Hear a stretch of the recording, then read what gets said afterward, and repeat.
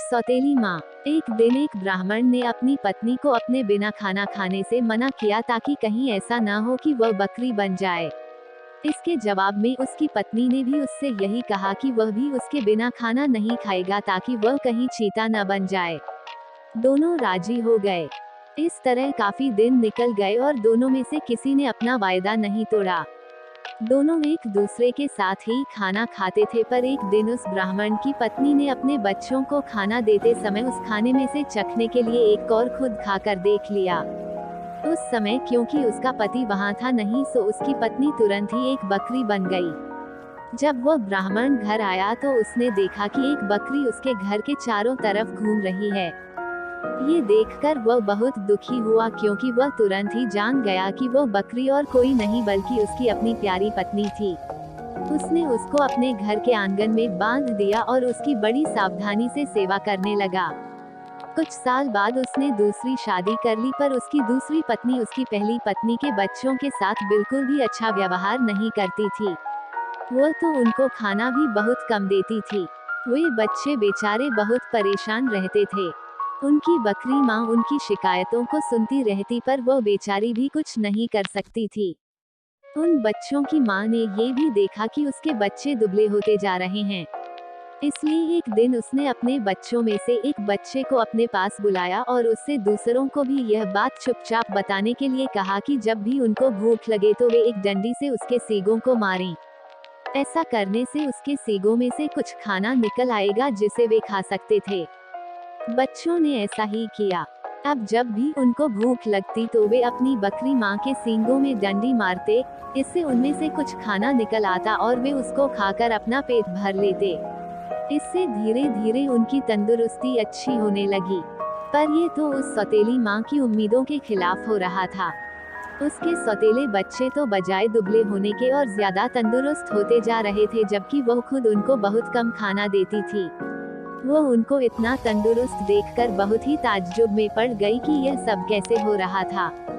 कुछ समय बाद उस ब्राह्मण की दूसरी पत्नी ने एक आंख की बेटी को जन्म दिया। वो अपनी उस कानी बेटी को बहुत प्यार करती थी और उसकी किसी भी जरूरत को तुरंत ही पूरा करने को तैयार रहती थी जिसको वह समझती थी कि वह उसको चाहिए। कुछ दिनों बाद जब वह लड़की काफी बड़ी हो गई, चलने फिरने लगी, बोलने चालने लगी, अच्छी तरह बात करने लगी, तो उसकी माँ उसको दूसरे बच्चों के साथ बाहर खेलने के लिए भेजने लगी।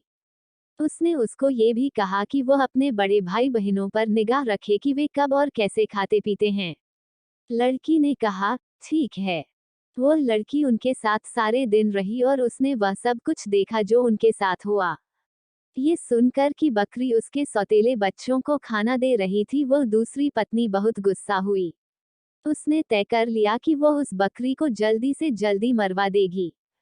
एक दिन उसने बहाना किया कि वह बहुत बीमार है और अपने इलाज के लिए एक हकीम को बुलवाया। उसने उस हकीम को रिश्वत दी और कहा कि वह उसके लिए दवा के तौर पर बकरी का मांस खाने के लिए बताए। उस हकीम ने ऐसा ही किया। ब्राह्मण अपनी पत्नी की बीमारी के लिए बहुत चिंतित था और हालांकि वह बकरी को बिल्कुल मारना नहीं चाहता था, फिर भी वह अपनी दूसरी पत्नी को ठीक करने के लिए उस बकरी को मारने को लिए तैयार हो गया। पर यह सुनकर उसकी पहली पत्नी के छोटे छोटे बच्चे बहुत रोए। वे बहुत दुखी होकर अपनी बकरी माँ के पास गए और उसको जाकर सब बताया। उनकी माँ ने कहा, मेरे प्यारे बच्चों, रो नहीं। जो जिंदगी मैं जी रही हूँ ऐसी जिंदगी से तो मर जाना अच्छा है। रो नहीं। मुझे तुम्हारे खाने को लेकर कोई दुख नहीं है, क्योंकि अगर तुम मेरा कहा करोगे तो खाना तो तुमको उसके बाद भी मिलता रहेगा। मेरे मरने के बाद तुम लोग मेरी हड्डियां इकट्ठी कर लेना और उनको किसी ऐसी जगह दबा देना जहां उनको कोई ढूंढ न सके। फिर जब भी तुमको भूख लगे तो तुम वहां आ जाना, तुमको वहां खाना मिल जाएगा। उस बकरी ने उनको ये सलाह बड़े समय से दे दी थी, क्योंकि जैसे ही उसने अपनी बात खत्म की और उसके बच्चे वहां से गए कि तभी एक कसाई अपना बड़ा सा चाकू लेकर वहां आ पहुंचा और उसने उस बकरी को मार दिया। उस बकरी के शरीर को टुकड़ों में काटकर पका दिया गया। ब्राह्मण की पत्नी ने उस बकरी के मांस को खाया, पर बच्चों को केवल हड्डियां ही मिली। बच्चों ने उन हड्डियों का वही किया जो उनकी बकरी माँ ने उनसे करने के लिए कहा था।